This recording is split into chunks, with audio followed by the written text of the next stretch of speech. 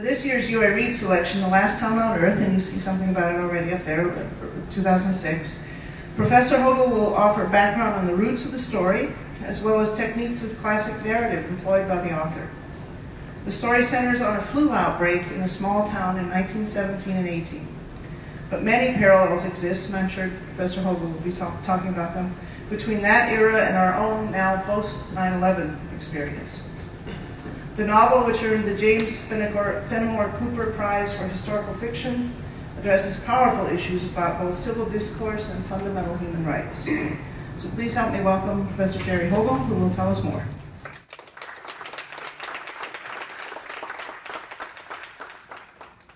Now, my understanding is, as far as the U of A Reads program is concerned, that I am here to introduce The Last Town on Earth, that not many people here have read it.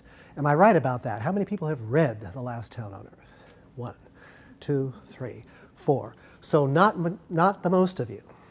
So I figure my task is to give you the range of ingredients that go into The Last Town on Earth so that you can get a grasp on what it's trying to do and both its roots in history, including recent history, and also where it comes from literarily. Because this author is very sharp and knows exactly the traditions he's developing and develops them with deliberate skill. The Last Town on Earth, I'll tell you basics of the story, although I won't give too much away, does indeed take place in 1918, in the last year of World War I, when America has just gotten involved and there are many soldiers training in various posts for the war throughout the United States, including the fictional Fort Jenkins, Washington, which figures in this story. The story centers around a fictional town that has been formed to be kind of a experimental socialist commune and a capitalist enterprise at the same time. The town is called Commonwealth, and it's about 50 miles to the northeast of Seattle in the state of Washington. And it's designed totally around a lumber mill to be a self-sufficient community and business with an entirely democratic structure of worker support and worker involvement. It's founded by a man named Charles Worthy, appropriately named, although it turns out he's not as worthy as he seems. And this town discovers that there is, sweeping across the country, indeed across the world, a ravaging disease known at the time as the Spanish flu that strikes so fast and kills so thoroughly that there hasn't been a disease this threatening since the bubonic plague. And the town has to decide, in its quasi-democratic way, what to do. And they decide to place guards at the edge of the town to keep anybody who might bring the disease from invading this encircled, well-protected space. And in the first chapter of the novel, the two main characters, Philip Worthy, who is a foster son of Charles and Rebecca Worthy, and Graham Stone, who is a lumberer and resident of the town, long experienced in the lumber business. They are placed as guards at the edge of town. And a soldier, probably from Fort Jenkins, approaches them and is clearly sick, feverish, sniveling, bleeding from one orifice at least, and therefore frightening. What to do? Does he bear the plague with him? And one of them decides that the only way to save the town, since he refuses to stop and insists on coming in, is to shoot him dead. And he does. And the story develops from there. Philip, who did not shoot him, Graham Stone did, debates, and he's our main character in his own mind, as to what the right thing to do is in this situation. And later in the novel, when a second soldier approaches a guard station that Philip is at, a man who turns out to bear the name of Frank, and is frank about his background, because he's allowed to live for a while, Philip decides to do something else with him rather than just shoot him down. Meanwhile, nearby, there is a town, larger town, called Timber Falls, also fictional, where a great many of its residents have sons over in the war. and are so upset by what might happen to them that they are easily enlisted in what is called the American Protective League, which is a group of people who are appointed with some Justice Department support to find out those people who are anti-war sympathizers, possibly pro-German spies, or people who are in one way or another not supporting the war effort. And they're very suspicious of what's going on in Commonwealth, because no one there actively supports the war, nor do they actively oppose it. They seem completely isolated from it. And so their suspicions, this group of kind of posse men in the town of Timber Falls, begin to close in on Commonwealth to try and figure out what's going on there. So that gives you the basis of the story elements. I won't give that much more away because the story develops in a deliberate and suspenseful way. One reason it's such an attractive work to get students to read. Now, what I want to mainly point out in introducing the story, beyond telling the basics of the narrative, is to talk about how thorough an historical novel this is. It won the James Fenimore Cooper Historical Fiction Prize for a reason. It's one of the best historical novels, straight-out historical novels, recently written by an American. And Thomas Mullen, by the way, I understand, has agreed to come to the university book fair in the spring. So we're actually going to see the author here. And I want to talk about him to start with and the traditions he's developing. Now, one might suspect that Thomas Mullen, born in 1974, sad to say the year I came to the university,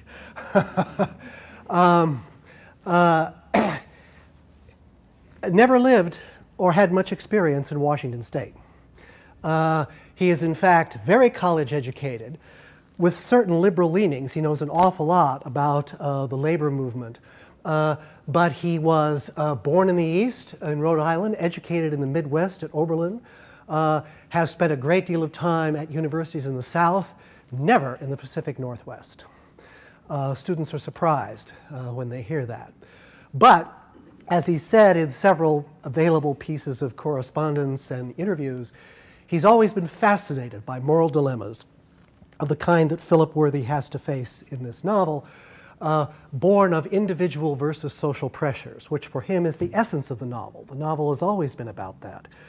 The novel is essentially a middle-class form that came into prominence in the 18th century in England and Europe, about an individual who is not predetermined by fate, the way epic heroes were, but enters a world of conflict where the desire to acquire one's full individuality has to play itself out in a contest of opposing and sometimes favorable social forces.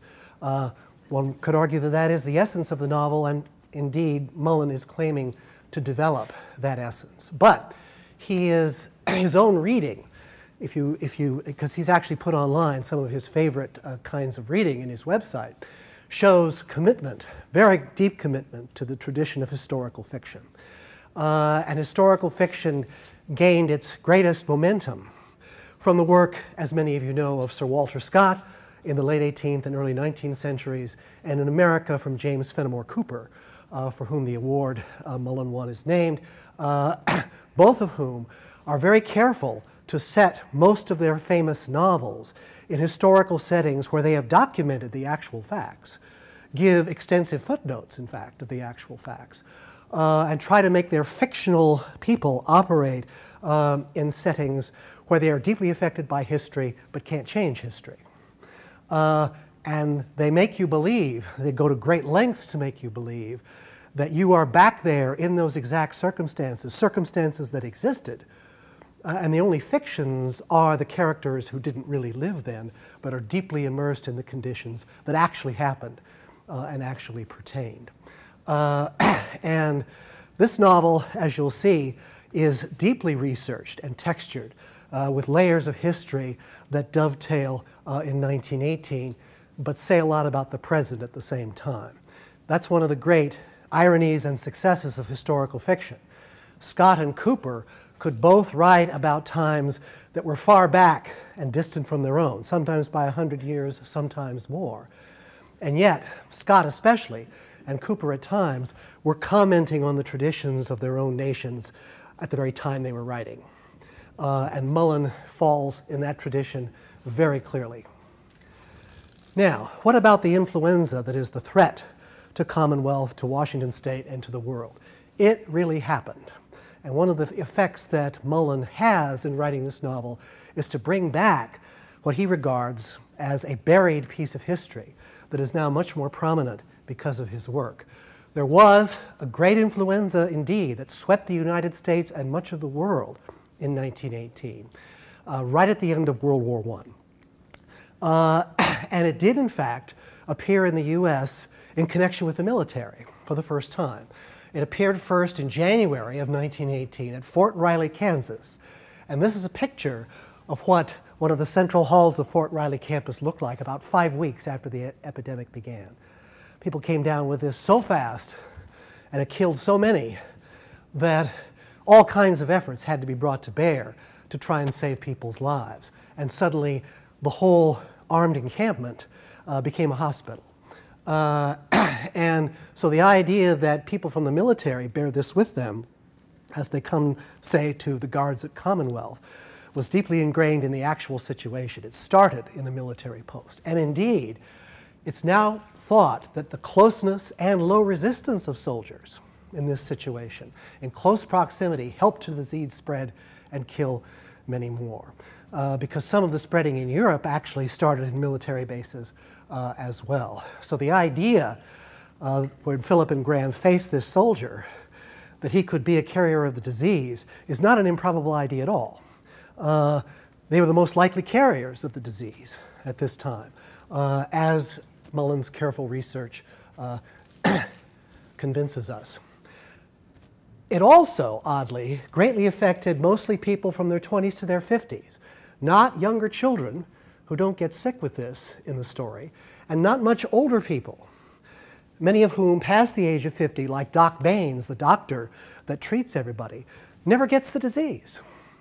And we can't quite figure it out. People don't understand it to this day, why this particular disease tended to affect people in their 20s through their 50s, but not people much younger or people much older, except in rare circumstances.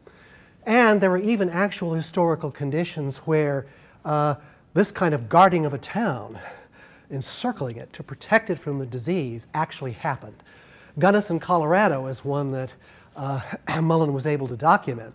It was one town that isolated itself and posted guards, and indeed managed to escape the disease as a result. And it was not the only town that attempted this by any means. But of course, he wants to examine what the costs are to, say, human rights when a town does that, and when you have to make decisions like this in the face of such a pandemic threat that was so ravaging and so worldwide. Now, why choose Washington State, especially since Mullen had no particular personal or deep connection to it? And what went on there by 1918?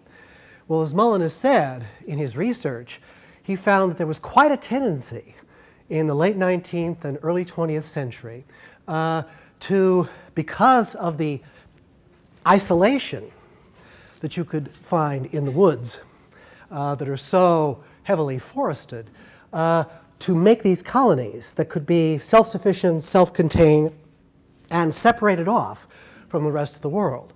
One of the best known ones for him was called Home Colony, and it was formed in 1895 across the Puget Sound from Tacoma, Washington, on the Key Peninsula. And it lasted there as a kind of socialist commune until it dissolved for various reasons in 1919. And the more explicitly socialist Equity Colony was founded about the same time on 1896 on the banks of the Skagit River. And that's in the north of the state. You see where it says Mount Vernon and Bellingham, the river that hooks around there, south of Abbotsford, which is ironic because that's the name of Sir Walter Scott's estate in England. That river is the Skagit River, and it sets off an area of Washington that was very suitable to create a kind of self-sufficient and isolated colony. So the setting, and this is just an example of it. In fact, this is a portion of the Skagit River where you see, a community kind of set off by itself with the support of the river, but completely blocked off from other parts of the state. The setting lends itself to isolated communities and logging towns, of course. And yet, both Commonwealth and Timber Falls, and even Fort Jenkins, are fictional. All the other towns stated in the novel are real. And so it's a kind of experiment to see what happens when all of these historical forces concatenate upon these fictional towns. It's important to mention that Commonwealth is a kind of experience that presents itself as unique at the time. It was so unique, in fact, that we can't find anything like this that actually existed. It's an attempt to be a quasi-socialist community where everybody is a participant in the government, but at the same time a capitalist enterprise that survives by investment in its lumber mills, the sale and profits of the lumber coming back into town to be redistributed among the people. So there is a powerful tension between capitalist and anti-capitalist forces that Mullen decides to experiment with, because in some ways, even if it didn't represent an actual place, it was, of course, part of the tension that makes up the United States itself. And that's one of the things historical fiction can do. It can put forward fictional parts of historical circumstances as a way of isolating and emphasizing the deeper tensions in the country itself. And Mullen, I think, does that quite brilliantly. Now, there is a heavy dose of Union politics in this story. Graham Stone, one of the initial guards, in fact, the one who makes the decision to shoot the soldier that approaches, has been a member, by the time he gets to Commonwealth, of the Industrial Workers of the World, the IWW, the Wobblies, as they were called at this time. And he was present, and we find out about this in a flashback, at the so-called Everett Massacre that involved the Industrial Workers of the World in the town of Everett, Washington in 1916. And the Industrial Workers of the World is great to pick for Mullen's purposes because it was very big in Washington. It was founded in 1905 as a national organization and gave a very early charter out in Vancouver, just north of Washington, in 1906, and it spread to Washington from there. In contrast to other labor organizations, such as the AFL-CIO, it advocated what you see practiced in Commonwealth in this novel, a more communal and less of a union boss kind of organization. Charles Worthy may be the organizer and chair the meetings, but everything is decided by some kind of a democratic vote. There is no autocracy, there is no union representative that represents the whole union at any time. And of course there was deep suspicion in the 19-teens as, say, the Russian Revolution of 1919 approached. And many people thought that this was a red organization, that it was leading America towards communism. And there were many accusations of communist leading about the Industrial Workers of the World. And the association of red could easily be made because, of course, the color that the IWW chose for its insignia. And indeed, there were also suspicions of it because in 1916, at one of its conventions, it voted overwhelmingly to oppose the United States' involvement in World War I, which was hotly debated at the time and only happened very late, as late as 1917, even though many U.S. allies had been involved in the war in Europe for several years. But it remained a highly controversial matter, and the IWW and its members were solidly against it. And so Graham Stone, the character, and many of the figures who work in the lumber mill at Commonwealth come right out of that political situation. And the IWW, like Graham Stone, were heavily involved in the real dockside violence that occurred in Everett, Washington.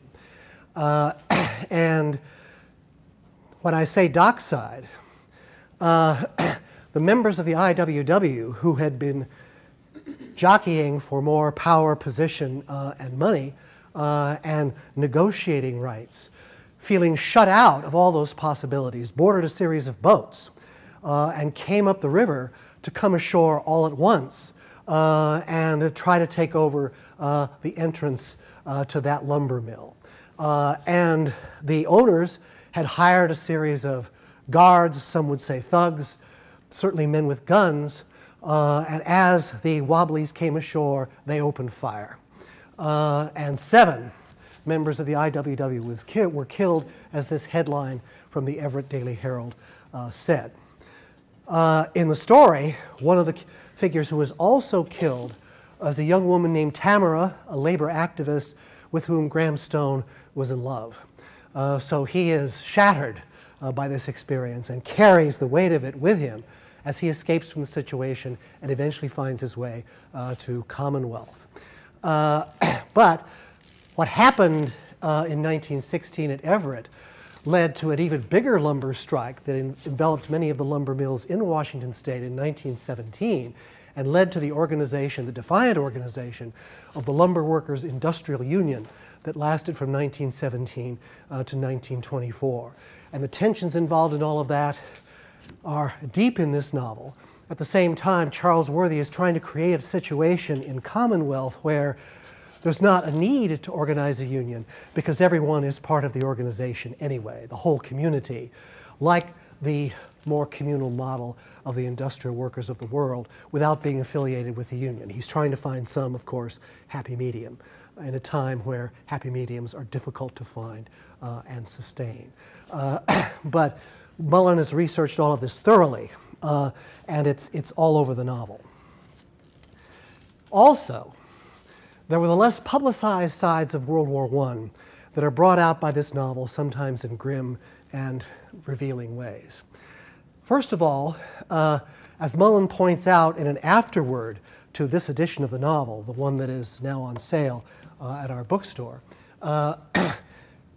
even though, of course, there were the horrific deaths in Europe where it seemed like no one moved scarcely a mile while all of the shooting was going on between both sides. But disease, even in Europe, killed far more people than guns and mines. And so he revives the notion of disease. And the opposition in the USA was extensive. To consider the people in, you would have to say the people in Commonwealth, most of whom opposed the war in this story, were really in the majority of the country for much of it. And it was controversial throughout the time of the United States involvement in it. Also, the question of whether these soldiers who approach the town are deserters or not is a big question, because desertions from U.S. forts where the soldiers were training were not uncommon. The desertion rate was much higher, percentage-wise, at this time than it was in, say, World War II. And because there was so much fear associated with the way the war might creep into the country, there was a U.S. governmentally organized group called the Committee on Public Information that fanned out throughout the states to try and actually catch people who were in any way aiding and abetting the enemy, even by actively opposing the U.S. involvement in the war, now that that involvement had begun. And this Committee on Public Information, which is mentioned, especially by the people in Timber Falls, who are quite suspicious of what's going on in Commonwealth, it was darkly augmented by something that was much more insidious, the American Protective League. It was privately organized in 1917, but it was officially sanctioned by the U.S. Attorney General. And that was very controversial in the Woodrow Wilson administration. And when the Secretary of State who supported it finally confronted Wilson about it, Wilson made him step down. And after 1918, the American Protective League, as an officially supported organization, was abandoned. We know that many of the members of it, particularly in the southern states, became members of the Ku Klux Klan afterwards. But they felt they had the right, as private citizens, to investigate any citizen who was suspicious in any way. And this is an example of one of the reports that was written by a member of the American Protective League, talking about an individual who's engaged in a series of activities that add up to something of a suspicious nature, even though it's very difficult to find what we would now call hard evidence. So the idea of being watched by your neighbors as possibly being seditious just because you oppose the war was much bigger, we now realize, than we have thought in recent years. There's also a big deal made of in the novel of what was done to conscientious objectors. Conscientious objector was a status in World War I, and there is a character that Frank, the second soldier, tells about from Fort Jenkins after he has fled it, who is terribly, terribly mistreated because of his conscientious objector status. And Mullen knows and talks about some of those who were actually killed and tortured by members of the military in some of these posts without the commanders paying very close attention to what was actually going on. The situation of conscientious objectors was often dire and heavily discriminated against. And so the overall result is an atmosphere, despite all this jingoism in that poster, that in his authors afterward, Mullen describes this way. Fear of spies at home, the loss of loved ones overseas, and the sense that the country's very way of life was under attack combined to form a volatile environment. And it was into this mix that the flu appeared. So for him, all of this predates the flu, and the flu catalyzes the worst parts of this confluence into an impressive interaction that starts to close in around Commonwealth, even with Commonwealth's own problems. This is really very extensive historical weaving through the texture of this novel that is very, very deftly done. Now, why did I title this talk the way I did? Well, after a while, when you read it, you begin to think, oh, wait a minute, this novel had to have been written in the aftermath of September 11th, 2001. I mean, like the coming of the flu in 1918, there's an unthinkable attack on a wide range of the population with enormous loss of life. And in this case, in 1918, the attack of disease is connected with the possible attack from foreign shores. And the result is, as has happened since September 11th in various ways, the impulse to suspend normal liberties, to find the endangerers within and the endangerers without, and to defend the American community from death, with the idea that this goal is so important, so overriding in the wake of the devastation done to the Twin Towers in New York, that extraordinary measures have to be taken from the Patriot Act elements and beyond to protect the American community, even if what we might talk about as normal human rights in normal peacetime have to be violated. And so the question becomes, how far do you go in that direction without creating a situation that is worse than the attackers threaten you with? And there's just no doubt in my mind that Mullen is writing his story about that whole set of problems, in this very setting, which he sees reflected with other details and other circumstances in 1918 in Washington State with the attack of what was then called the Spanish flu. Some people thought this flu came from Spain. There's no proof of that, but it got abroad in the press enough that this was called in 1918 the Spanish flu. Yes, a different ravaging attack, but the effects are strikingly the same. And the question is, how much of this is justified and how much of it is not? And that's one of the reasons why this novel is such a powerful depiction of debates over human rights in a setting just like this. Now, Mullen, in working through all of these historical details, is also clever in another way.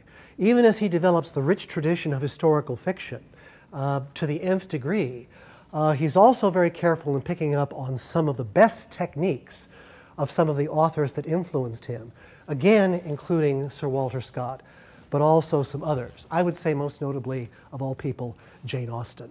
This doesn't seem like a Jane Austen novel at all, and in many ways it's not. It is much closer to a Scott novel. But he makes a very careful use of point of view in fiction, because for him, the issue often is, how do these issues seem depending on your perspective and depending on the story that you bring to this perspective and the prejudices or openness that it gives you. Point of view is such a key issue because on the one hand, he adopts, Mullen does, as Scott was wont to do and Jane Austen was wont to do in most of their novels. Not all, but most. An omniscient point of view, a narrator who can move from mind to mind, that is independent of any one mind, and could, if the narrator wanted to, have some kind of objective distance from the situation. But he doesn't give his omniscient narrator too much distance at all. He keeps his narrator, as I would say, over the shoulder of the main characters in what fiction critics sometimes call the over-the-shoulder omniscience. Yes, the narrator is someone else than the characters and could have some distance from them, but the narrator seems to be here, so close to the character's thoughts that there's almost no way of distinguishing those thoughts from the narrator's own a lot of the time. And that's because Mullen believes, as really these two authors by the early 19th century believed, that the perspective from which you see things is all important. That there is really no, on earth, God's eye view. There is no position that has total objectivity. Subjectivity and the process of perception is so important that it determines what people see and what people think reality is. And so this idea of perspective has increased in novels by this time with an increase in modern depth psychology, which is thought to come from the organic growth of human beings. And because characters are thought of as organic by this time, how they grow and what they grow from determines what they see.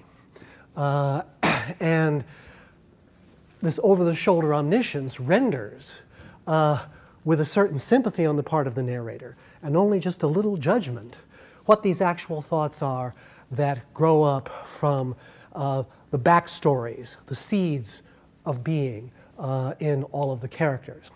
And one of the things that Mullen really develops very well in this connection is the technique that we now call free indirect discourse, that Jane Austen was one of the influential masters of. So influential, in fact, that Sir Walter Scott, who starts using it somewhat in his first major historical novel, Waverley, in 1814, becomes so influenced by Jane Austen, who he was the first to review and appreciate on a broad scale, more and more and more as his novels go on. And in free indirect discourse, the character seems to be presenting his or her thoughts, debates, uncertainties, without any filter at all, except, of course, the narrator is there. And you know that the narrator is there and is different from the characters. So the discourse is indirect. It's filtered through the narrator, but it's free in the sense that the narrator doesn't shut off the possibilities and the vagaries in the thought of the character. This technique operates throughout Mullen's novel because his omniscient narrator shifts from mind to mind to mind to mind to mind, often in the same chapter. So, for example, in the opening chapter, you get Philip Worthy's perspective as this soldier approaches for the first time, but you also get Graham Stone's. And you can compare them and judge them, but without the narrator making the judgments for you, although he certainly provides some of the distance by which you might be willing to make judgments. And also, it's therefore important, since characters grow organically from deep roots and many influences in this concept, that there be a lot of exposition and backstory, often in the form of flashbacks, which take you back into the reasons why Philip thinks the way he does, Graham thinks the way he does, especially after the Everett massacre in 1916, and Frank, the second soldier, who tells a kind of inset story that goes on for chapters, and his experiences with the conscientious objector, who tells his own story within that story. And many other characters, too. The novel suddenly shifts to their point of view with the idea that, especially since perspective is almost everything, you really can't separate these debates from the perspectives from which they're taken. And you need to understand the perspectives rather than assume that there is absolutely one position against which everything else is wrong and by which everything is right. There is no such thing in the modern world. And that is powerfully developed by Jane Austen and Walter Scott in the form of the historical novel. And Mullen is carrying it on in a very powerful, well-developed way. Now that means that there are 12 to 15, depending on how you count, different points of view throughout The Last Town on Earth. Different reactions from characters that all stem from their very, very particular points of view. And some of them are like Philip and Graham. They are both like this photograph, I think, of a Red Cross worker taken in 1918, who, like Philip and Graham, is very betwixt and between. He's not official army. He's not purely civilian. But he's rather on the edges of both, caught between both, the way Philip and Graham in their different ways are. And then there are all the people in the town who are associated with Union politics. This is the Arlington, Texas branch taken in 1918 of the industrial workers of the world, men and women. And it's interesting that some of the points of view,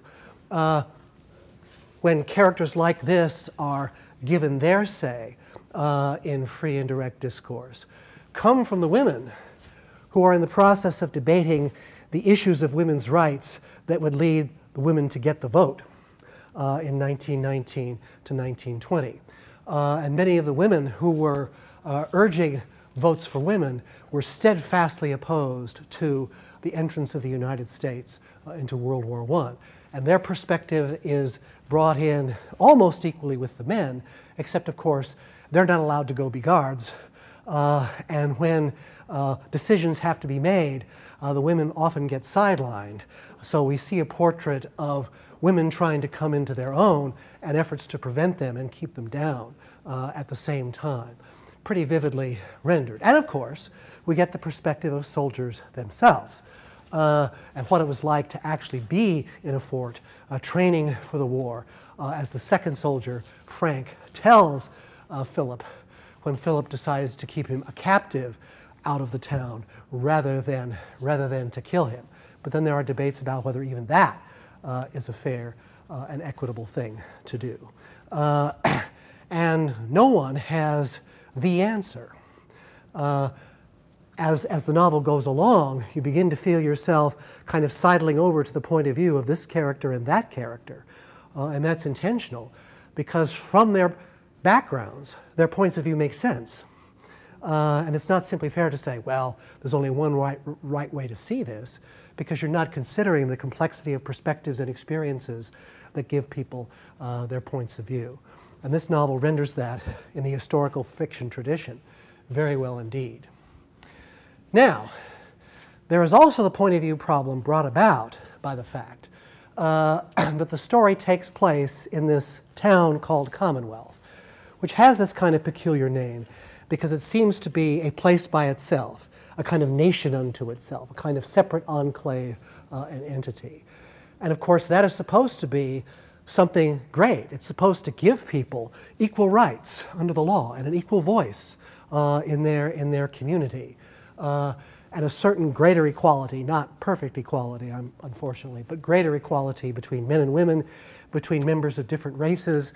And there really is a sense in this community that racial discrimination, they're really trying very hard to keep it away and to render all the workers as equal as they could possibly be under circumstances like this.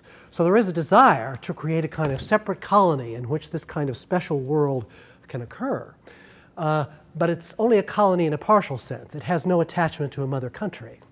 It's trying to be detached, in fact, from the mother country. And it recalls Everett and unionism, but it's cut off from both and tries to prevent that kind of conflict and the extremes of unionism from coming about the way they did in Everett, because it's a combination of capitalist enterprise and socialist workers' commune. And so, because it's isolated this way, the temptation is to protect the community only. And this is really one of the sources of the title, as if it were the last town on earth.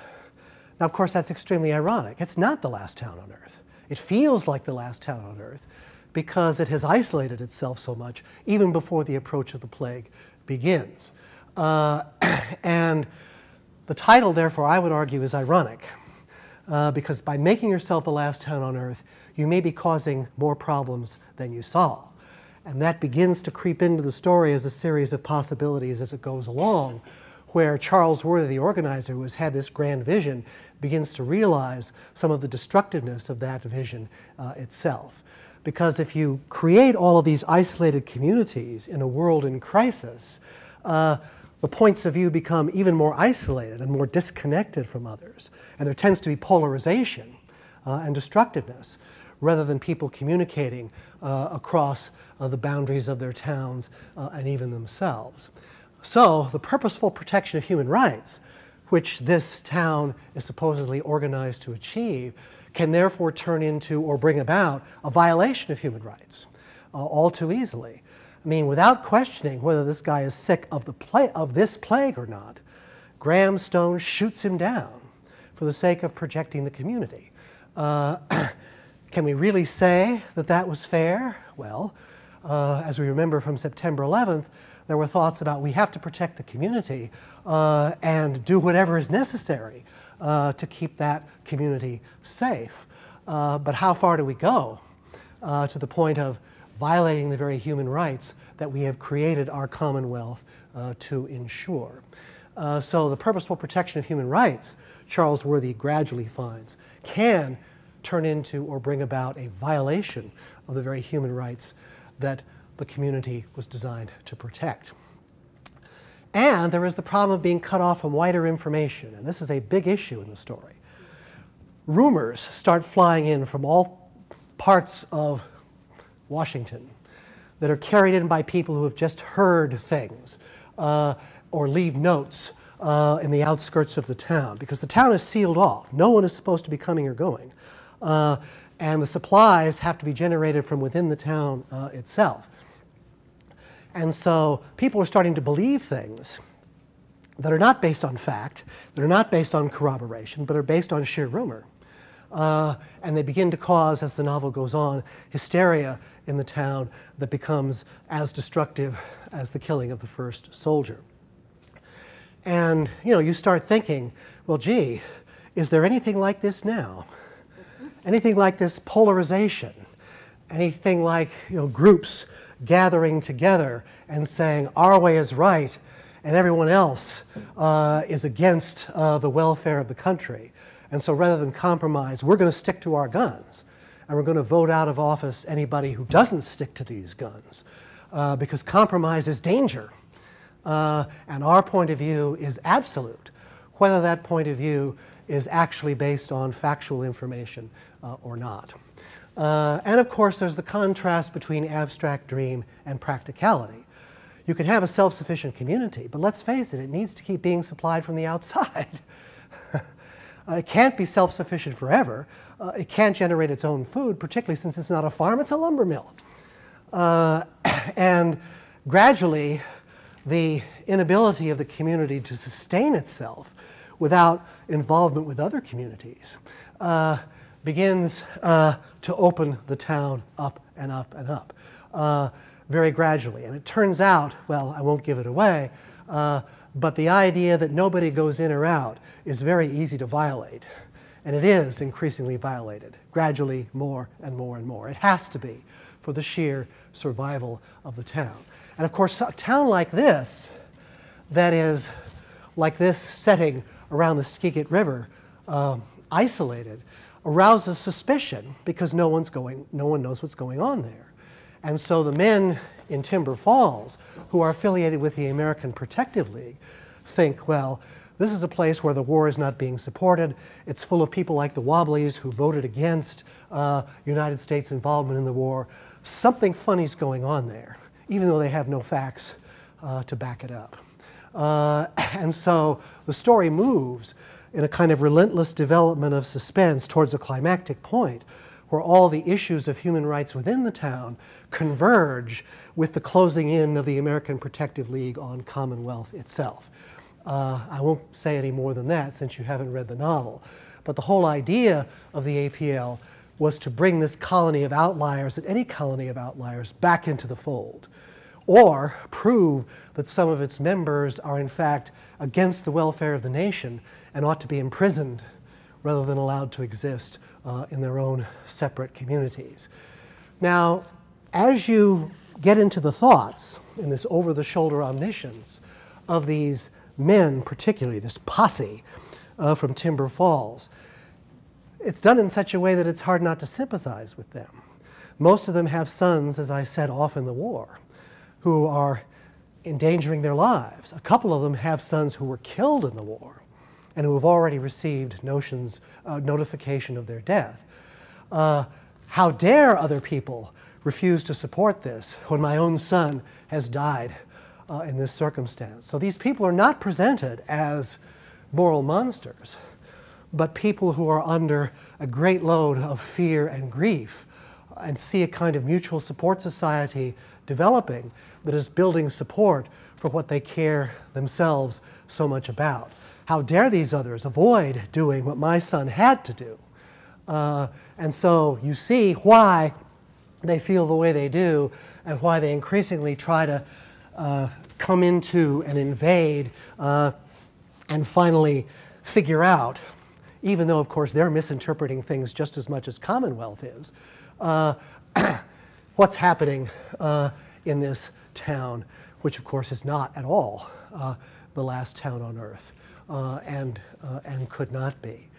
And I think all of us, as we read this, can trace all kinds of resemblances to the state of, say, America after September 11th, but also the state of America after the financial crash of 2008. Now, this was written published in 2006, so it didn't anticipate that. But oddly enough, there is as much economic deprivation on all sides as a result of this disease situation as there is the disease itself. And when people ask me, you know, is this a depressing book? Well, it's certainly grim. It's certainly harsh. The deaths that take place are ravaging. And people you care about die horrible deaths from this disease. And there are people who react with extreme selfishness and extreme excessive speed in the name of protection. But of course, as was the case after September 11th, there are also some people who do extraordinary and heroic and selfless things. The mixture is remarkably varied as the novel plays out and tends to, in its very focused way, give a powerful historical portrait of the time in which it was written rather than about which it was written.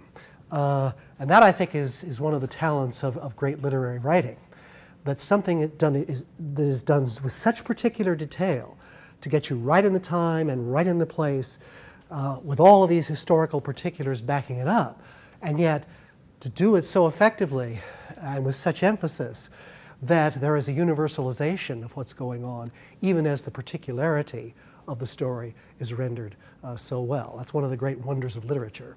And this, I think, manifests it remarkably well, and in a way that's highly accessible to students, one that they can get into immediately and see the problems of. I taught this book in my English 160 course that counts for the Traditions and Cultures requirement with honor students. It's a course on human rights in colonial and post-colonial literature. And I use this as the initial book to state some of the issues that the other books state in kind of a conversation between colonial and post-colonial perspectives. And the students got right into it immediately. And they were passionate to discuss the issues. And it was odd, because when I asked them a question in the first lecture about, you know, what would you do? Most of them said, I'd be like Graham, I'd shoot the guy. About 70% of the students said that. And by the end of the discussion, several days later, they were much more unsure about it. And the answers were much more varied, depending on multiple different points of view. It was interesting to see that process, but hardly surprising, given what this powerful novel raises in the quality of work that it does with historical fiction, with the techniques of point of view, but also with very careful research that's balanced by great structuring and fine characterization.